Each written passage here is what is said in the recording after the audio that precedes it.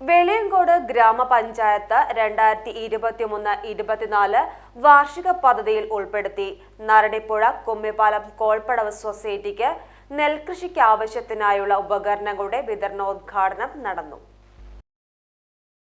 വെളിയങ്കോട് ഗ്രാമപഞ്ചായത്ത് 2023-24 വാർഷിക പദ്ധതിയിൽ ഉൾപ്പെടുത്തി നരടിപ്പുഴ കുമ്മിപ്പാലം പടവ് സൊസൈറ്റിക്ക് നെൽകൃഷി ആവശ്യത്തിനായി 10 HP മോട്ടോർ, പാനൽ ബോർഡ്, മറ്റ് അനുബന്ധ ഉപകരണങ്ങളുടെ വിതരണോദ്ഘാടനം നടന്നു.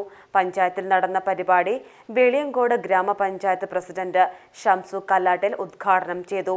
വെളിയങ്കോട് പഞ്ചായത്ത് 2023-24 വർഷം മുതൽ ഉൾപ്പെടുത്തിക്കൊണ്ട് കാർഷിക മേഖലയ്ക്ക് ഏകദേശം 22 ലക്ഷം രൂപയാണ് വകയിരുത്തിയിട്ടുള്ളത്.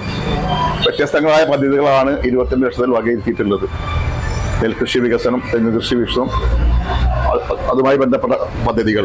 അതുകൂടാതെ നമ്മളെ പഞ്ചായത്തിലെ ഏറ്റവും വലിയ പാടശേഖര സമിതിയായിട്ടുള്ള കുമ്മിപ്പാലം നന്നിപ്പുഴ കോൾപ്പടവിലെ കൃഷിക്ക് ആവശ്യമായി തീർന്ന 10 HP മോട്ടറും ബന്ധപ്പെട്ട അനുബന്ധ സാമഗ്രികളാണ് നൽകുന്നത്.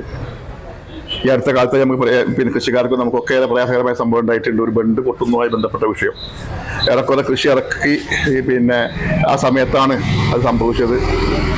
എന്നാൽ പെട്ടെന്ന് പഞ്ചായത്തും കൃഷി വകുപ്പും ഗവൺമെന്റും ബന്ധപ്പെട്ട എല്ലാ ഉദ്യോഗസ്ഥ ജനപ്രതിനിധികളൊക്കെ ഇടപെടൽ കൊണ്ട് തന്നെ കാര്യങ്ങൾ പെട്ടെന്ന് നീക്കുവാനും കൃഷി ഇറക്കാൻ സഹായകരമായ രീതിയിൽ മുന്നോട്ട് പോവുകയാണ്.